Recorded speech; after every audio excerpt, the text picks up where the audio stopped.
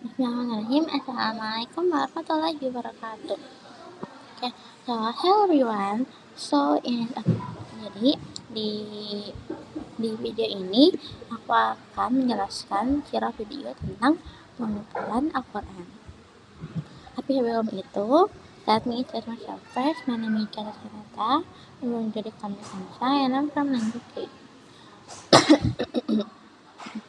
So, jadi sebelum kita mulai, jangan buat perhatiannya ya guys ya. Jadi tahap pertama, zaman Nabi Muhammad SAW. Pada tingkatan ini, penyandaran pada hafalan lebih banyak daripada penyandaran pada tulisan, karena hafalan para sahabat radhiyallahu anhum sangat kuat dan cepat di samping sedikitnya orang yang bisa baca tulis dan sebenarnya.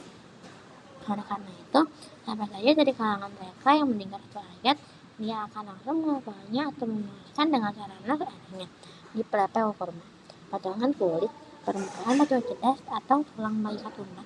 Jumlah para penghafal Quran sangat banyak.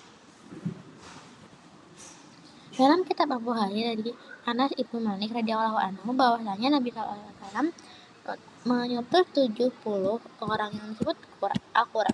Mereka dihadang dan dibunuh oleh penduduk dua desa dari suku Bani Sulaim, Rio dan Zakwan di dekat sumur Maunah. Namun, di kalangan para sahabat, selain mereka masih banyak para menghafal Quran seperti Khulafaur Rasyidin, Abdullah ibnu Mas'ud, Salim bekas budak Abu Hurairah, Ubay ibnu Ka'ab, Muaz ibnu Jabal, Zaid ibnu Sabit, dan Abu Darda radhiyallahu anhu. Pada zaman Abu Bakar As-Siddiq radhiyallahu anhum tahun 12 Hijriah, penyebabnya adalah para perang imamah banyak dari kalangan Al-Qura yang tersebar. Di antaranya Salim bekas budak Abu Hurairah, salah seorang yang Rasulullah SAW perintahkan untuk mengambil pelajaran dan Al-Quran darinya. Makna Rasulullah perintahkan untuk mengumpulkan Al-Quran agar tidak hilang. Dalam kitab Sahih Abu Ari disebutkan bahwa Umar ibnu Khattab menemukan pandangan tersebut pada Abu Bakar radhiyallahu anhu setelah selesainya perang Yamamah. Abu Bakar tidak mau melakukannya karena takut dosa, sehingga Umar terus-menerus menemukan sampai Allah Subhanahu wa Ta'ala membukakan pintu hati Abu Bakar untuk hal itu. Dia langsung memanggil Zaid ibn Sabit radhiyallahu anhu di samping Abu Bakar berdiri.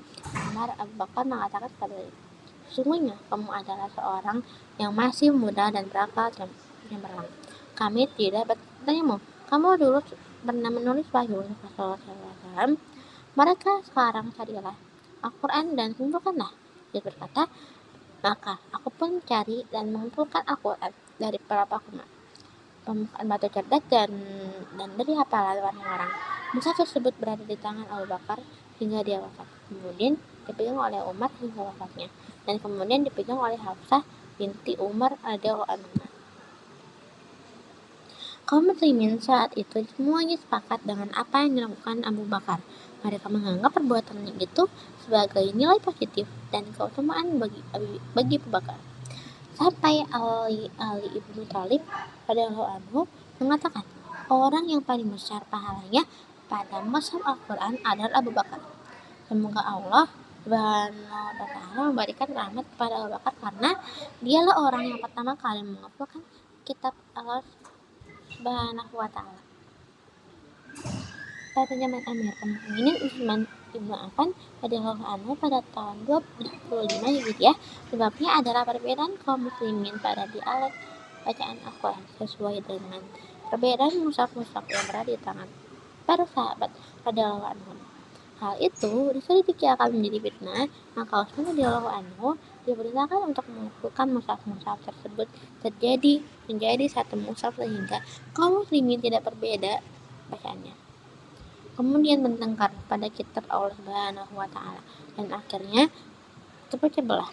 Dalam kitab Sahih Al-Bukhari disebutkan bahwasanya Hudzaifah ibnu Yaman radhiyallahu anhu datang menghadap Utsman bin Affan radhiyallahu anhu dari perang pembebasan Armenia dan Azerbaijan. Dia khawatir melihat perbedaan mereka pada dialek bacaan Quran. Dia katakan, "Wahai Amirul Mukminin, selamatkanlah umat ini sebelum mereka terpecah belah pada kitab Allah Subhanahu wa Ta'ala, seperti perpecahan kaum Yahudi dan Nasrani." Utsman lalu mengutus seseorang kepada Hafsah radhiyallahu anhu, "Kirimkan kepada kami mushaf yang kau pegang agar kami gantikan. Mushaf-mushaf yang ada di selanjutnya akan kami kembalikan kepadamu." Hafsah lalu mengirimkan mushaf tersebut. Kemudian Utsman memberikan ibnu Sabit, Abdullah ibnu Az-Zubair, Zaid ibnu As dan Abdurrahman ibnu Harits ibnu Hisham radhiyallahu anhum untuk meneruskannya kembali dan memperbanyakkannya.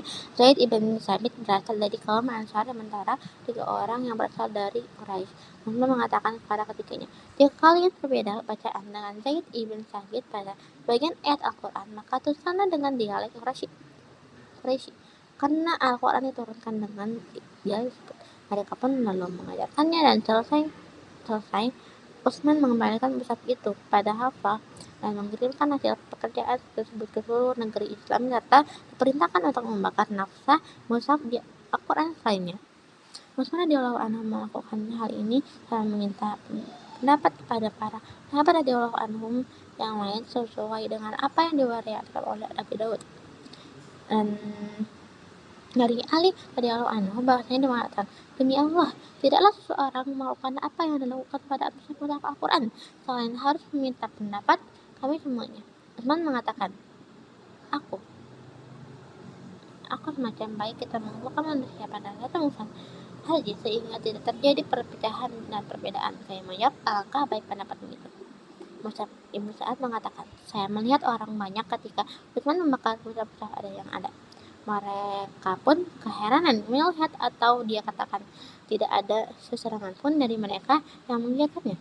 Hal itu termasuk nilai-nilai positif bagi Amirul Mukminin Utsman ibnu Affan radhiyallahu anhu yang oleh kaum muslimin seluruhnya. Hal itu adalah penyempurnaan dari yang dilakukan Khalifah Rasulullah SAW Abu Bakar As-Siddiq radhiyallahu anhu." Okay, maybe that's all from me, and thank you for your attention and thank you for watching this video. Assalamualaikum warahmatullahi wabarakatuh.